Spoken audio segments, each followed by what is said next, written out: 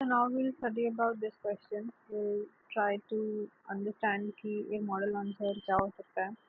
आप ऐसा कर सकते हैं कि खुद से इस आंसर को ट्राई करो, उसके बाद फिर ये मॉडल आंसर देखो.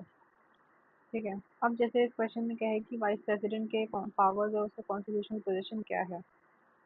तो जो वाइस प्रेसिडेंट है तो वो होल्ड करता है second highest constitutional office after the president. ठीक है. और वो राज्यसभा का एक ऑफिशियल चेयरमैन भी होता है. तो ये एक अच्छा इंट्रोडक्शन है. ठीक है. अब बात करते हैं कि कॉन्स्टिट्यूशनल पोजीशन क्या है इसका. कुछ आर्टिकल्स हैं जैसे आर्टिकल 63 से 71. वो स्पेसिफाई करते हैं उसकी eligibility, election, tenure, oath, function, ये सब.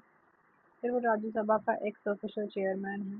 ये कौन से आर्टिकल में बोला है? 64 में. क्योंकि वो प्रिसाइड करता है. And besides he also can not hold any office of property. कौन से आर्टिकल में बोला? 64 में. फिर he is elected by an the electoral college. ये कौन से आर्टिकल में मेंशन है? आर्टिकल 66. तो आर्टिकल्स बहुत इंपॉर्टेंट है किसी भी क्वालिटी के आंसर में. अगर आपने आर्टिकल्स मेंशन नहीं करे हैं तो डेफिनेटली 1-2 मार्क्स कटेंगे आपके. ठीक है. और इस इलेक्टोरल कॉलेज में कौन कौन आएगा? वो आएंगे members of both the houses of the parliament. Okay. और क्या है कि जो वाइस प्रेसिडेंट है वो प्रेसिडेंट की तरह एक्ट करता है इन केस ऑफ कंटिजेंसी. ये कौन से आर्टिकल में बोला है? आर्टिकल 65 में. ठीक है. और ये कौन सी कंटिजेंसीज हो गई कि जब प्रेसिडेंट का ऑफिस वेकेंट हो गया या वो परफॉर्म नहीं कर पा रहा है अपनी ड्यूटीज़ को. ठीक है. अब आते हैं कि उसके पावर्स और फंक्शंस क्या हैं. तो लेजिस्लेटिव पावर्स क्या हैं उसके? कि वो राज्यसभा में प्रिसाइड करता है. ठीक है. वो डिसिप्लिन मेंटेन करता है हाउस में. वो डिसाइड करता है कौन से मोशंस की लिए एडमिसिबिलिटी को, कि कौन से मोशंस को अप्रूव करना है कौन से नहीं. और यही काम लोकसभा में कौन करता है? स्पीकर. फिर वो एक्सरसाइज करता है casting vote in case of equality of votes. ठीक है.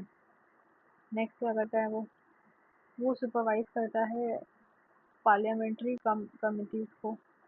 उसके मेंबर्स को नॉमिनेट करता है, अपॉइंट करता है उसके चेयरमैन को. फिर आते हैं उसके कुछ एग्जीक्यूटिव पावर्स भी हैं. जैसे वो प्रेसिडेंट की तरह एक्ट करता है. कब? जब प्रेसिडेंट या तो कि रिज़ाइन कर दे या फिर रिमूव हो जाए या फिर ही डाइज और ही इनकैपेसिटेटेड. या फिर वो प्रेसिडेंट की ड्यूटीज़ को परफॉर्म करता है. टेम टेम्परेली भी करता है. कब? जब वो एब्सेंट होते हैं प्रेसिडेंट. क्यों एब्सेंट है? हो सकता है कि वो इल हो या फिर वो ट्रैवल नहीं कर पा रहे हो, किसी भी केस में. ओके.